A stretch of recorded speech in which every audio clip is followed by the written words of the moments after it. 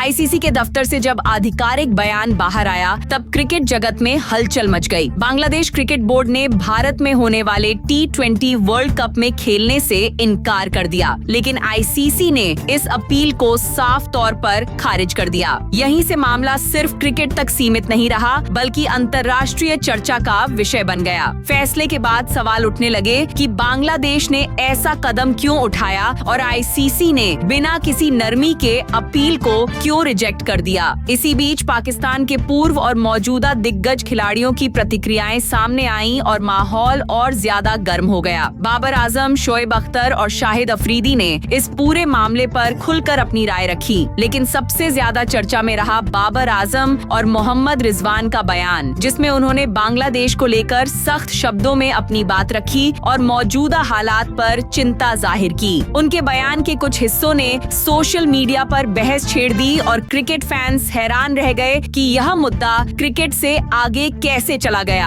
आखिर पाकिस्तानी दिग्गजों ने बांग्लादेश को क्या समझाने की कोशिश की, आईसीसी के फैसले पर उन्होंने क्या सवाल उठाए और उनके बयान का असली मतलब क्या था, ये सब जानना बेहद जरूरी हो जाता है। इसी वीडियो में हम आपको उन बयानों की पूरी सच्चाई, उनका पूरा संदर्भ और इस फैसले के पीछे की पूरी कहानी विस्तार से दिखाने वाले हैं, इसलिए अंत तक हमारे साथ बने रहिएगा। लेकिन उससे पहले अगर आप भी चाहते हैं कि इस साल का T20 वर्ल्ड कप भारतीय टीम जीते तो वीडियो को जरूर लाइक कीजिए। चलिए अब बिना समय गंवाए शुरू करते हैं इस बड़े क्रिकेट विवाद की पूरी रिपोर्ट। दोस्तों, जैसा कि आप सभी तो जानते हैं कि बांग्लादेश के खिलाड़ियों ने भारत में T20 वर्ल्ड कप खेलने से इनकार कर दिया और दोस्तों जब आईसीसी से बांग्लादेश क्रिकेट बोर्ड ने अपील करी तो बांग्लादेश की इस अपील को आज यानी कि 7 जनवरी को आईसीसी ने रिजेक्ट कर दिया। जी हां दोस्तों, आईसीसी ने साफ संकेत दिया है बांग्लादेश की टीम को, अगर आप भारत में आकर नहीं खेल सकते तो आप T20 वर्ल्ड कप में ही भाग मत लो। और दोस्तों बांग्लादेश क्रिकेट बोर्ड को ये काफी बड़ा झटका लगा है, लेकिन दोस्तों अब ये समझ में आ चुका है कि बांग्लादेश की अगर अकड़ निकालनी है तो उनके खिलाफ ऐसे ही एक्शन लेने पड़ेंगे। और दोस्तों आईसीसी और बीसीसीआई ने कोई गलत कदम नहीं उठाया, क्योंकि जो बांग्लादेश में लगातार हिंदुओं के ऊपर अत्याचार हो रहा है उस अत्याचार को झेलना अब हिंदुओं के बस की बात नहीं रही है। और दोस्तों अगर वो अत्याचार कम करना है तो क्रिकेट में बड़ा झटका बांग्लादेश की इकोनॉमी को देना होगा। और दोस्तों बांग्लादेश समझ जाएगा अगर भारत एक बार भी बांग्लादेश की टीम को बॉयकॉट करेगा तो। अब दोस्तों यहाँ पर पाकिस्तानी दिग्गजों ने आखिर क्या कहा है भारत में जो बांग्लादेश की टीम खेलने के लिए नहीं आ रही है उसके ऊपर, तो दोस्तों यहाँ पर पहला बड़ा बयान निकल कर आता है, वो है बाबर आजम का। वो कहते हैं कि बांग्लादेश की टीम ने तो फालतू में ही भारत की टीम से पंगे ले लिए हैं। मैं तो समझता हूँ कि बांग्लादेश चाहे जितना भी जोर लगा ले लेकिन उसको भारत में आकर खेलना ही पड़ेगा। हिंदुओं के ऊपर जो बांग्लादेश में अत्याचार किया जा रहा है भारत उसको ज्यादा दिनों तक सहन नहीं कर पाएगा। तो दोस्तों फिर अगला बयान निकल कर आता है, वो है मोहम्मद रिजवान का। वो कहते हैं कि बांग्लादेश की टीम ने बहुत गलत किया है भारत में T20 वर्ल्ड कप खेलने से